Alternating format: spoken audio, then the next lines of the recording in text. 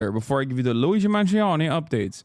So he came in and was like, my response to some valid criticism I've received that finally isn't just someone calling me Hitler, which is really funny.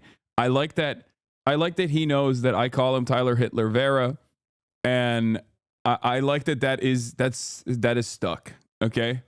Because he is, and I have no issues calling him that because that's his output. Just so everybody understands, that's just his output, okay? The YouTuber Vince Vintage spent the last 4 months going through roughly 2 years worth of my videos and produced a 49-minute video attempting to paint me as an evil supervillain.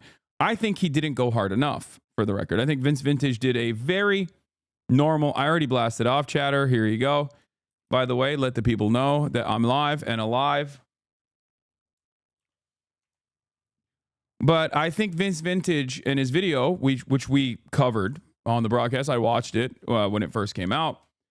I think he did a pretty decent job with his coverage, and I think it was fair. And I don't even think that he attacked Tyler on the virtues of being racist, even though there is obviously plenty of evidence to suggest that he might be. But he simply left that up to the viewer, right?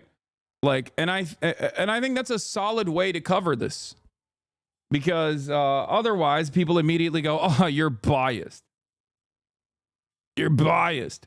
You're biased. You're a libtard. You're biased." Like, he took a more neutral tone and was like, "Look, I'm not going to call him a racist. I'm just going to show you some facts about what I've seen that has rubbed me the wrong way." You know?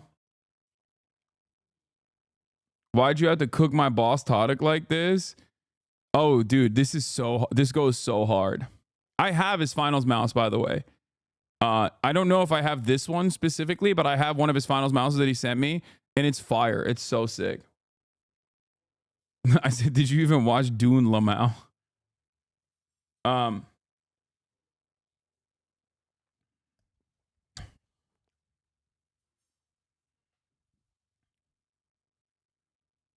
He knew his fans wouldn't admit to the racism, so it was pointless. Brilliant on Vince's part. Yeah. So anyway, Vince, I think, did a pretty solid job of just like tackling the subject matter by looking at some of the things that Tyler Oliveira does that rub everyone the wrong way, even if you are a racist. Maybe you're a racist, but you want to have objective racism. You know what I mean? That's the beauty of tackling an issue like this from the angle of, this guy's just lying. Why is it good to cover it like that? Because even racists will look at that and go, well, I don't want to be misguided. Even a racist person that watches a Tyler Oliveira video is like, well, I don't want to leave this video thinking certain things are not true. I want to make sure that my racism is 100% unfiltered and truthful. Anyway, for instance, a news clip from West Oakland, Pittsburgh made it in our video about Oakland, a New York City headline about a shooting in its final cut on a video about New Orleans, and a news clip of a troubled teen in Miami that made it into a video about Memphis. To whoever this may surprise, I have a small team that helps me edit these videos. He's just a small content creator with like 7 gorillion views, by the way. You know? He's just a small guy. He's just a little guy. You don't understand. I have an editor dedicated to placing B-roll on top of our videos to add visual aid to show examples of various things we discuss in the videos. The problem is, I met him at one of the rallies that I was at, a Klan rally, which is why him and I aligned on our politics pretty aggressively, and that's the reason why anytime I talk about how black people are inherently violent, anytime I cover stories about how black people are inherently violent, lo and behold, he just finds black people being violent, but from a different place. Okay? My bad. Anyway, I like that he just turned around and was like, it's my editor's fault, not me. While it's not difficult at all to find a shot carjacking, shooting, or robbery in Memphis, for example, Vince points out a few examples of just outright incorrect B-roll placements that don't match the city in question. A handful of inaccurate B-roll shots don't invalidate any of the conversations we have, the statistics we show, or the point of a given video, but it is 100% on us that these made it to the finished product. Ultimately, everything we do is under microscopic examination, and we will most likely make mistakes like this in the future. We will be more vigilant to do our best to avoid them. He's like, I'm going to get so much better at doing racial agitprop. Trust. This is all a work in progress, and we will continue to learn from our mistakes. Thank you for all those who offer constructive feedback, and we will do our best to meet your expectations. I appreciate all of your support.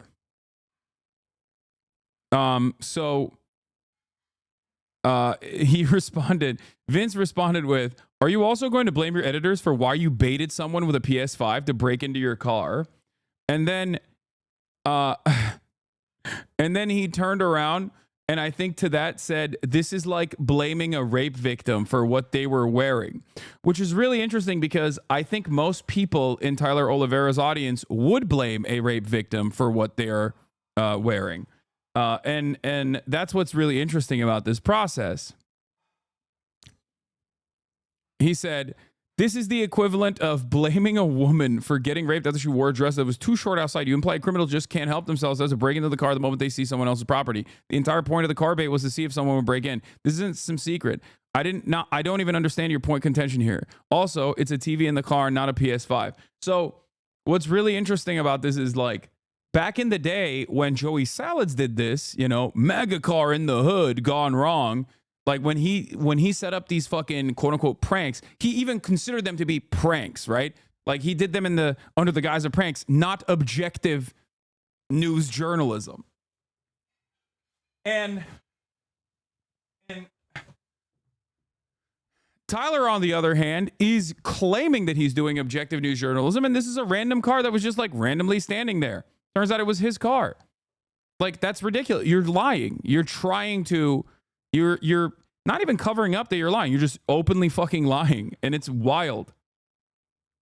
But yeah, to which Vince responded with, hey, while I've got you here, why don't you answer these questions too? Why did you hide the fact that you shopped at a KKK memorabilia store that sells N-word repellent and passed it off as an antique store? Why did you hide the fact that you gave the most racist man in America a welcome gift you bought from the KKK memorabilia store that said N-word repellent? Why did you fabricate the story of Jamaica bank truck robbery?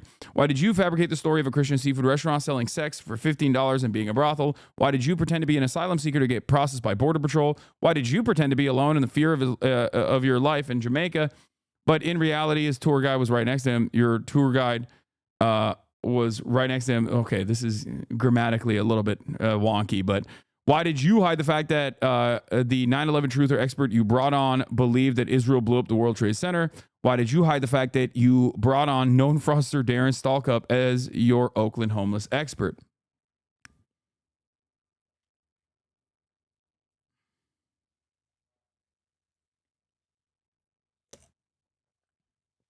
Little Bear, thank you for the raid. Hope you had a good stream. So I think, critical support, or not even critical, full support to Vince here on his endeavor. But why does Tyler follow us on? Because me and Boy were some of the early accounts that actually recognized that he was doing Mr. Beastified, unlimited right-wing agitative propaganda, and we had an issue with that. We took issue with that, and that was very frustrating. And I think he did not know how to react to that. And he just started saying all of these woke libtards are angry at me because I do real journalism and they don't. So, cool stuff there. Yeah, he Mr. Beastified racism, which is wild. Okay.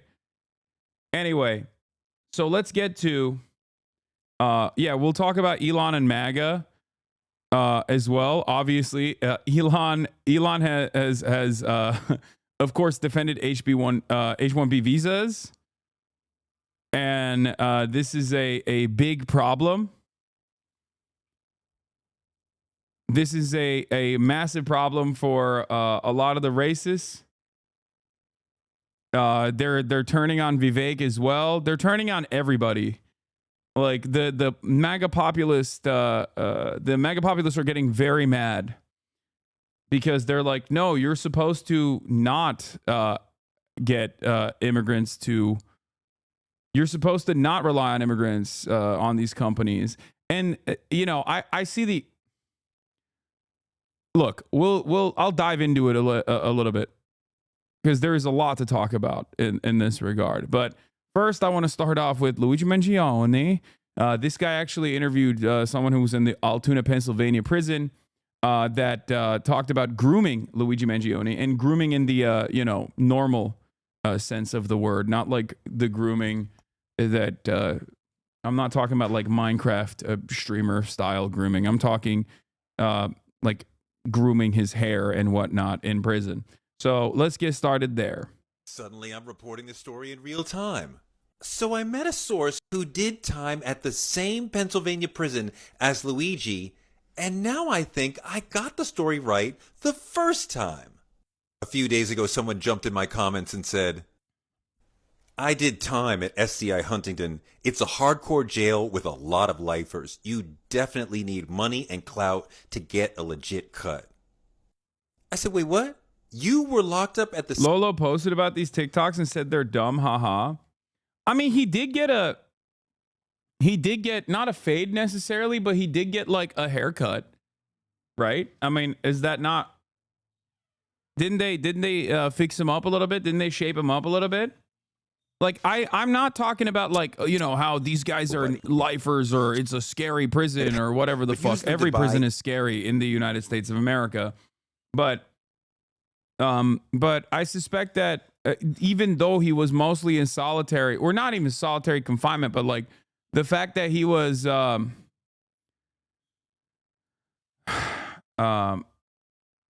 fact that he got like his shit lined up a little bit, his eyebrows fixed up, means that someone definitely did that for him.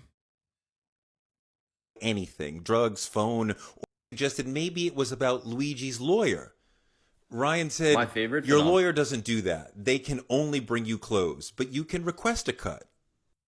So I started talking more and more to this man in the comments and then in DM. His name is Ryan. He asked me to withhold his last name for privacy, but he sent me a picture of his prison ID, his driver's license, and an article about the crime that sent him to prison. He explained the politics of that particular prison and said that that haircut was 100% a sign of respect. I 100% agree it was respect. I didn't get a decent cut for 10 years because I was broke and a nobody. Like I said, the lifers cut hair and they do everyone in the jail, so they rush you through. They cut all day.